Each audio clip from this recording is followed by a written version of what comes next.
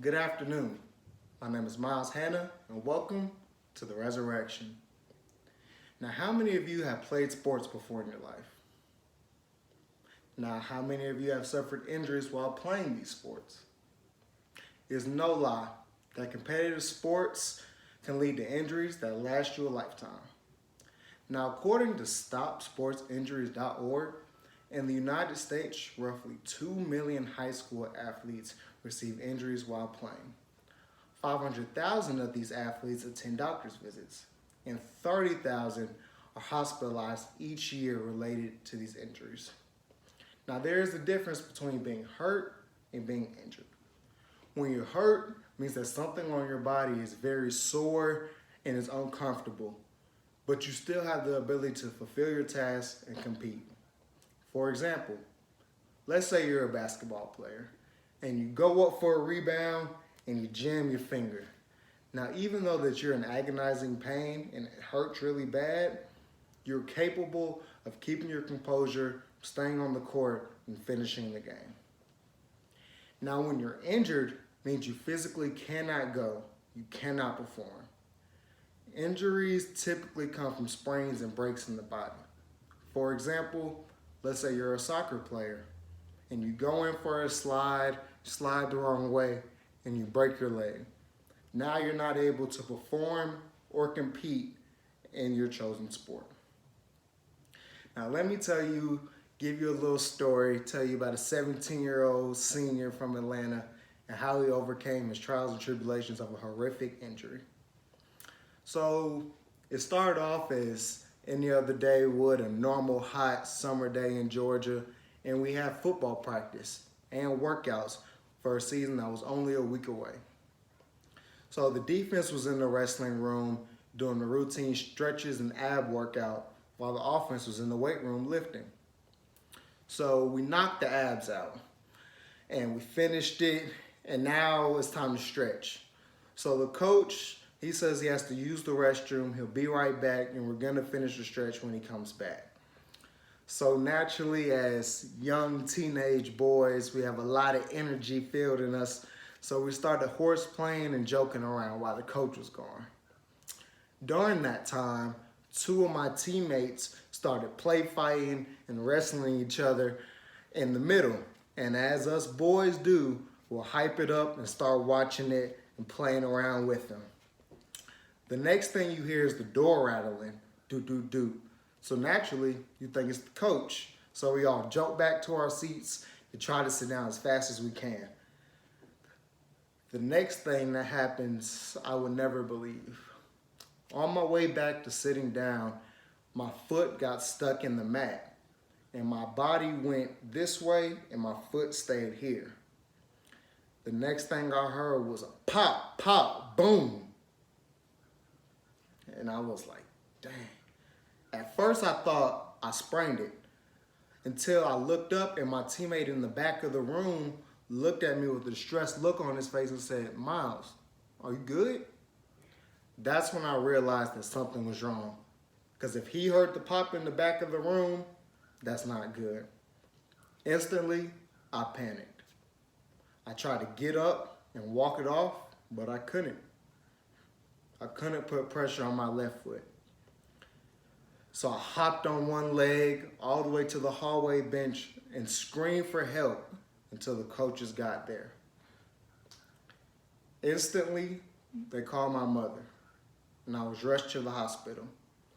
Once I got there, I had hoped that nothing was wrong, because normally with a broken ankle, you can see the damage. But my foot, it looked straight. It was just pretty much swollen.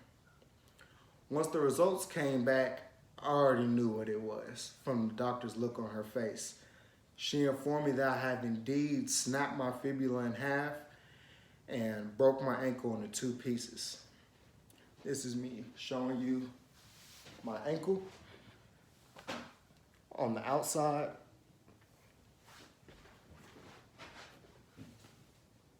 and on the inside. I was devastated. As she walked out the room, I instantly burst into tears. Not because of my ankle being broke, but the realization I won't be able to play the game that I love again. And it's my senior year as a team captain, and I'm injured.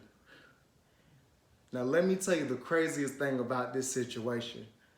The day before this happened, I just committed to play football here at Ball State University. I was at the highest point in my life. Nobody could tell me nothing. And it seemed that my dream was stripped away from me in less than 24 hours. My mother instantly comforted me and told me God has a plan for all his children, and everything happens for a reason. The next step was to get surgery. There was a 7-inch plate and 12 screws that went into the repair of my ankle, and the doctors told me that I would most likely not be able to play football again. And this year, and the recovery time was 6 to 8 months. Now, with many major injuries, there are side effects from it, mainly depression. Whether that's from not being able to be on the field with my teammates, to realizing that my ankle would never be the same again, to the constant mental wars with myself, debating if I even wanted to play football anymore. Now this was a turning point in my life. I felt offended that the doctor told me that I couldn't do something, or I was incapable of doing something. So I took matters into my own hands. I had to talk with myself and made the conscious decision. I looked at it as, you're already injured and there's nothing you can do about it. So I thought, what can I do about it? I can rehab like crazy. I can get mentally stronger since I can't get physically stronger. And I can keep a positive mindset, because what's good thinking about the negatives? Control what you can control. So I did that. I had to learn how to walk again, how to run again, and how to do the basics that we normally take for granted. So I went to rehab every day, Monday through Friday. Got my grades up because there was no longer a distraction of football present, and I worked my butt off day in and day out. This is when I knew that God is truly real. I managed to work my tail off with the support of my family and friends and recover in as little as 4 months post-op. And I was running, jumping, and cutting again at about 75%. It was towards the end of the season I managed to work my way back on the field during little practices, trying to get back in shape and stay conditioned. And next would probably be one of the top 3 highlights of my life. According to Healthline.com, in high school football players, ankle injuries are the 3rd most common injury behind concussions and knee problems. Only 11% come back and play the same year of the injury. 11%. So it's the last regular season game of the year, and I'm back dressed with my team, practicing, going back to games. I'm just begging my coach, put me in the game. Put me in the game, coach. Because it was the last regular season one I wanted to play during my senior year. He wouldn't budge. So the playoffs started, and we won the first 2 games, and I still was not able to play because they thought I was going to get hurt again. So I had to prove to them in practice that I was capable of playing again. So the 3rd game of the playoffs came. We're facing the soon-to-be state champions, Valdosta. And I begged my coach, please put me in the game, play me the whole week leading up to this game. He finally said yes. I started the game at safety for the first time all year in the 3rd round of the playoffs. Imagine that. But it didn't matter. I was excited just to be back on the field again with my brothers. I played the whole game and ended with 10 tackles. The experience alone set me up for the rest of my life. Even though eventually we lost the game, at least I was capable of finishing it and proving to myself that I could play again when no one else thought I would. The experience alone set me up for the rest of my life. Even though we eventually lost the game, at least I was able to come back and play.